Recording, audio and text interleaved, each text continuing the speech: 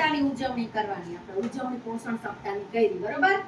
જેમાં આપણે પહેલા શપથ લીધા હતા ને કે હું સ્વસ્થ છું ને સ્વસ્થ રહીશ ને આજુબાજુમાં હું સ્વસ્થતા કેવી રીતે રહે ને શરીરની સ્વસ્થતા, શરીરને પોષણ કેવી રીતના મળશે, બધાઓની આપણે એક શપથ લેવડાવી દીધી, બરાબર?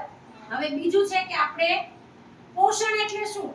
તો આપણે જે કંઈ ખાવી છે ને એ આપણા શરીરમાં જઈને ઓક્સિજન શ્વાસોશ્વાસ થાય છે, ઓક્સિજન અંદર જાય છે અને ખાધેલા ઘટકોને શું કરે છે? સરળ સ્વરૂપમાં ફેરવે છે.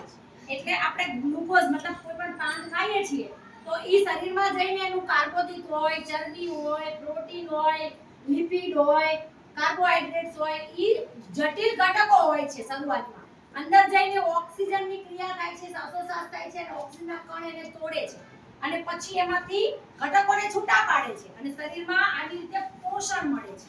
પોષણ એટલે શું? તમને એનર્જી મળે છે, શક્તિ મળે છે.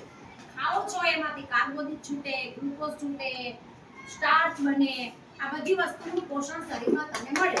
હવે પર્ટિક્યુલર એક વસ્તુમાંથી તમને મળતું હોય, અનાજના કોઈ પણ વસ્તુ છે, જેમ કે ઘઉં છે, ઘઉં, તો ઘઉંમાંથી શું મળે છે?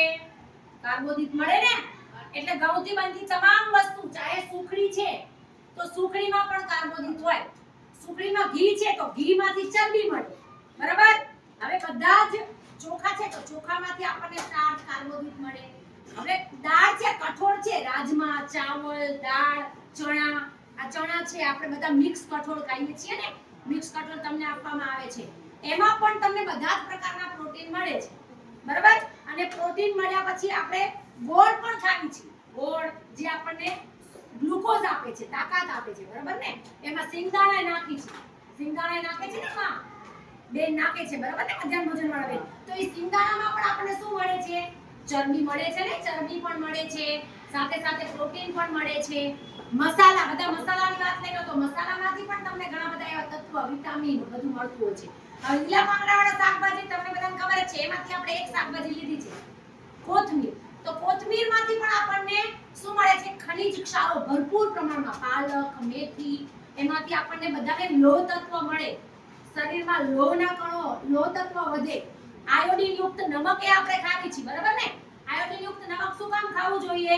કે નહીતર આપણને ગોઈટર, ગળે ગાંઠ નીકળે, ગોઈટર રોગ થાય. આ બધા જ આહારની પર્ટિક્યુલર ત્રુટી જો ઊભી થાય આપણા શરીરમાં તો આપણને ત્રુટીજન્ય રોગો થાય.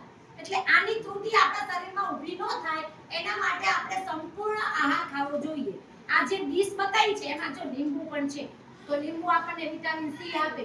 પછી આ ટમેટું છે એ પણ વિટામિન સી આપે. Vitamin B12, vitamin D, vitamin તો બી કોમ્પ્લેક્સ છે, એના ઘણા બધા પ્રકાર હોય, 1 2 3 વિટામિન 12 સુધી હોય, બરાબર ને? એક એવું વિટામિન છે કે જે સૂર્યના કિરણમાંથી મળે છે. તો નાનું બાળક હોય છે એને આપણે તડકામાં રાખી છે, કેમ? કે એને વિટામિન ડી એના શરીરમાં જયા પછીથી આપણે બને છે એટલા માટે, બરાબર ને?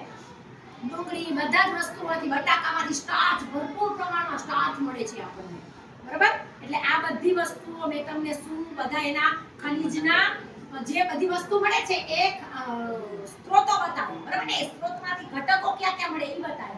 એનાથી થતા ત્રુટીજન્ય રોગોની વાત કરો. તો આયોડિન યુક્ત મીઠું ન ખાવ તો ગોઈટર થાય, બરાબર ને? તો વિટામિન સી નો ખાવ તો એનાથી કઈ ત્રુટી ઊભી થાય? Vitamin C. ખાટા ફળો ન ખાવ તો સ્કર્વી નામનો રોગ થાય, બરાબર ને? વિટામિન બી થી બેરી નામનો રોગ થાય, બરાબર ને? તો આવા બધા ઘણા બધા રોગોના યાદી તો છે ઘણી બધી, એ તમે યુટ્યુબમાં સર્ચ કરજો, જાણજો, છઠ્ઠામાં ભણી જ ગયા છો. તો આ બધી જ વસ્તુઓ તમારી રોજની એક થાળીમાં બધી જ વસ્તુ હોવી જોઈએ. દાળ, ભાત, શાક, સલાડ, કચુંબર, પછી ઓલું આંબળા, એનું કોઈ એકાદું ફ્રૂટ લઈ લેવાનું, પછી અથાણા, છાશ કે દૂધ કે ગમે તે એક વસ્તુ હોવી જોઈએ, બરાબર ને? જેનાથી એ આખી એક સંપૂર્ણ થાળી અને સમતોલ આહાર કહેવાય. શું કહેવાય? સમતોલ આહાર. નહીં કે રોજ ભાત ખાવાના તો ભાત જ ખાવાના, નહીં કે દાળ ભાત ખાવાના તો દાળ ભાત જ ખાવાના, બીજે દી રોટલી ખાઈ લેશું, એવું નહીં. સંપૂર્ણ આહાર, સંપૂર્ણ સમતોલ આહાર, જેમાં બધી જ વસ્તુઓ એક થાળીમાં તમને મળી રહે, એને સમતોલ ડીશ કહેવાય, બરાબર? એનાથી ભરપૂર પ્રમાણમાં પોષણ મળે. કોઈ એક વસ્તુ, એક વાનગી એક જ વખત ખાવાથી તમારામાં કોઈ બીજા તત્વની ખામી ઊભી થાય, તેથી તમને પોષણ મળે નહીં. પોષણયુક્ત આહાર તમારા તરુણાવસ્થા માટે ખૂબ જ જરૂરી છે. બરાબર ને? તરુણાવસ્થામાં તમારા બધા જ અંગોના બધા ભાગોનો વિકાસ થતો હોય, તમારા મસલ્સ બનતા હોય, તમારું બ્રેન ડેવલપ થતું હોય, એટલે એ બધા જ માટે આ બધી જ વસ્તુ તમારા માટે જરૂરી છે. બરાબર ને? તો આ વસ્તુનું તમે ધ્યાન રાખજો. સારો એવો પોષણનો ચાર્ટ બનાવજો કે સોમવારે હું આવું બધું ખાઈશ, તો મંગળવારે હું આવું બધું ખાઈશ.